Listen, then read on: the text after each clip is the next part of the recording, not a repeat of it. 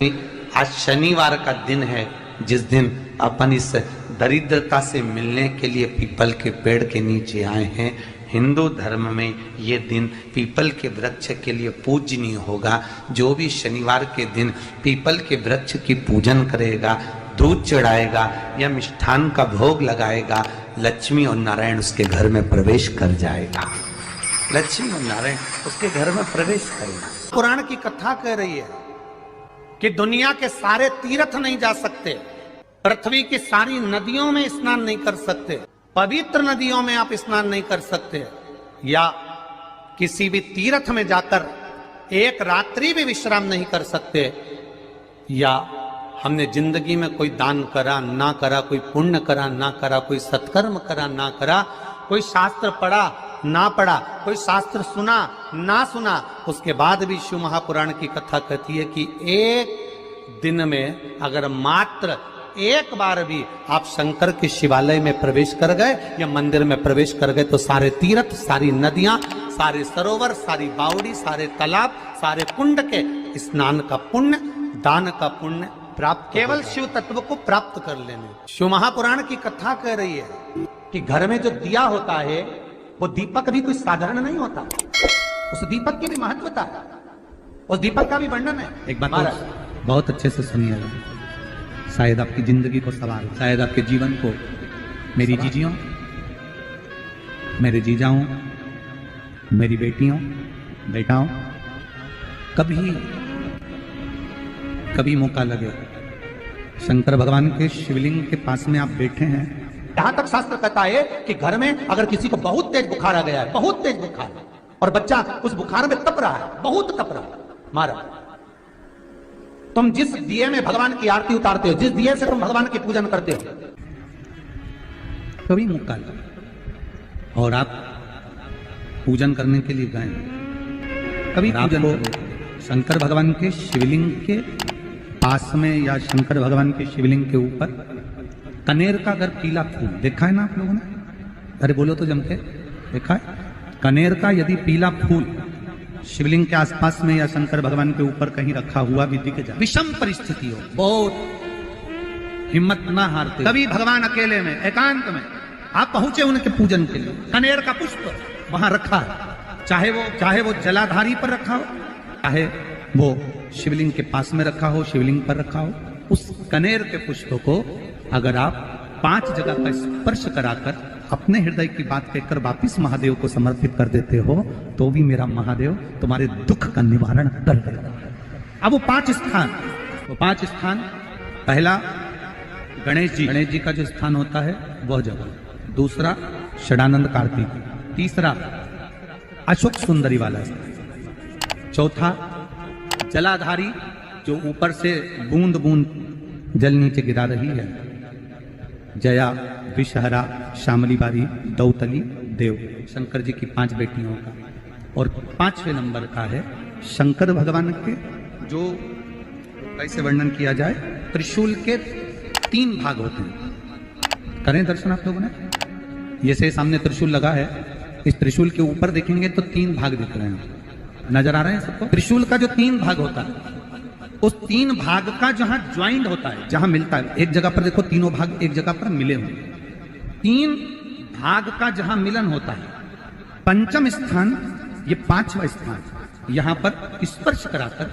शिवलिंग पर अपनी कामना कर श्री शिवाय नमस्तुभ्यम कहकर बाबा से अपने मन की बात कहकर जो समर्पित कर देता है, हम 3 महीना भी नहीं कहेंगे, हम तो कहेंगे अगर ज्यादा दुख है 3 दिन इंतजार करना, मेरा बाबा उस दुख को मिटाए। 3 महीना बहुत दूर, पर करना है दिल से।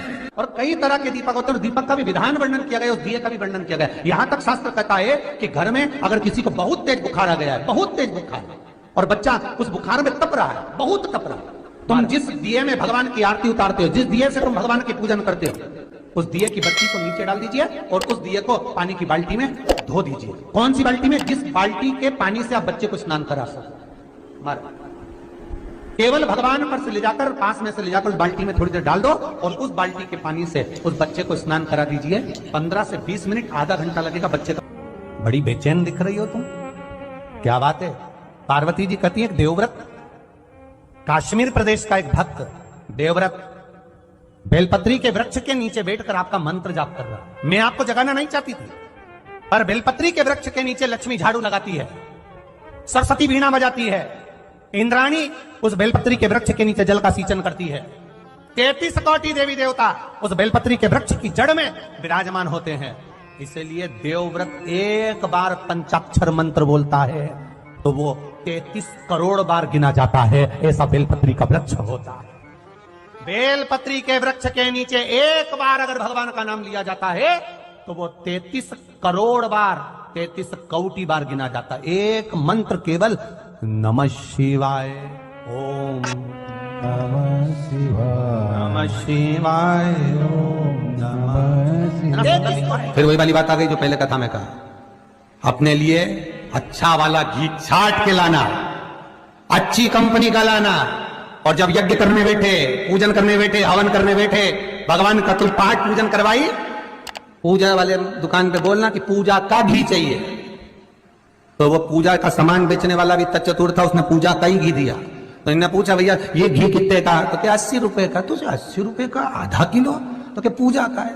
भारत की भूमि पर इस मृत्यु लोक में पूरे विश्व में ऐसे कई घर हैं जिनके घर में गुजारा करने के भी आफत है। पहनने के कपड़े नहीं, किसी के यहां पर भोजन नहीं, किसी के यहां जमीन नहीं, किसी के यहां दुकान नहीं, कोई पूरी जिंदगी किराए के मकान में निकाल देता है। नहीं, मेरा एक निवेदन है, इस कथा को जितने छत्रपति संभाजी नगर के श्रोता भाई बहन श्रवण कर रहे हैं उनसे निवेदन करूंगा, आप हाथ का ठेला लगा रहे हो, सब्जी का ठेला लगा रहे हो, फल का ठेला लगा रहे हो, धक्के की जिंदगी जी रहे हो, दरवाजे पर बैठे हो, कहीं ना कहीं तुम दास्य भाव की जिंदगी जी रहे हो, तकलीफ में जिंदगी जी रहे हो, बहुत दुख की जिंदगी जी रहे हो, बहुत कष्ट की जिंदगी जी रहे हो, उनसे केवल निवेदन करूंगा 3 महीने 2 जगह पर जल चढ़ाना प्रारंभ कर दीजिए। केवल 3 महीने, एक शंकर भगवान के शिवलिंग पर, दूसरा बेलपत्री के पेड़ के नीचे, 2 जगह पर जल चढ़ाना 3 महीने लगातार चालू कर दो। बाबा तुम्हारा हाथ पकड़कर तुम्हें उन्नति की सीढ़ी पर चढ़ा देगा। हमें कोई चमत्कार करना नहीं आता, और ना हम कोई तंत्र विद्या या मंत्र विद्या जानते हैं, ना हमारे पास में बेल है, ना हमारे पास में भभूति है।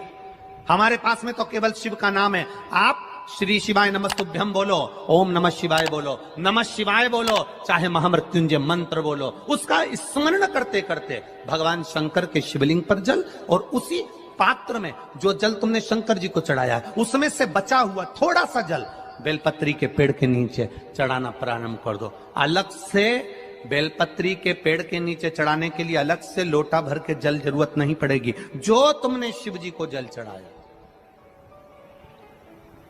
जो तुमने देवाधिदेव महादेव को जल चढ़ाया, बस उसी पात्र का जल शंकर जी को चढ़ाओ, उसमें से बचा हुआ थोड़ा सा जल बेलपत्री के वृक्ष के नीचे चढ़ाना प्रारंभ करना।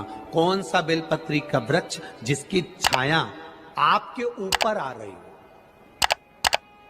शिव महापुराण बड़ी सुंदर बात कहता है, ध्यान दीजिएगा। जिस बेलपत्री का पौधा तुम्हारे सिर का, और ये दोनों हाथ ऊपर कर लो, अपन खड़े हुए और खड़े होकर दोनों हाथ ऊपर करे, इतना बड़ा बेलपत्री का पौधा है, उस बेलपत्री के पौधे की पत्ती को कभी तोड़कर शंकर जी को नहीं चढ़ाना चाहिए। ध्यान रखना, कितना बड़ा पौधा। आप खड़े हो जाओ और खड़े होने के बाद आपका हाथ ऊंचा कर लेना, इतना बड़ा पौधा है, उस पौधे की पत्ती बेलपत्री को तोड़कर शंकर भगवान को कभी नहीं चढ़ाना। शंकर भगवान को उस बेलपत्री को, उस वृक्ष की पत्ती को तोड़ना चाहिए जो वृक्ष तुम्हारे हाथ से थोड़ा सा ऊंचा हो, जिसके लिए तुम्हें हाथ और ऊंचा करना पड़ रहा हो।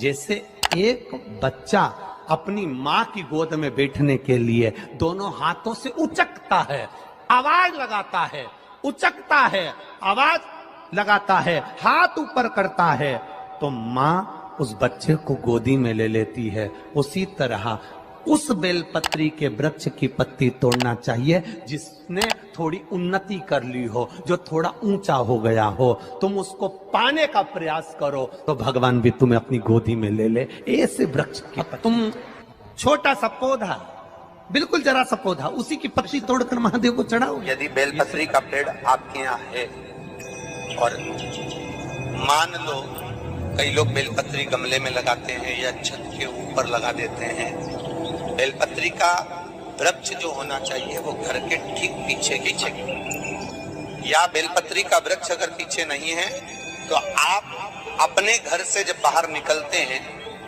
तो राइट हैंड की ओर बेलपत्री का वृक्ष होना। आप जब घर से प्रवेश कर रहे हैं बाहर की ओर निकल, वो सुख का अनुभव करें।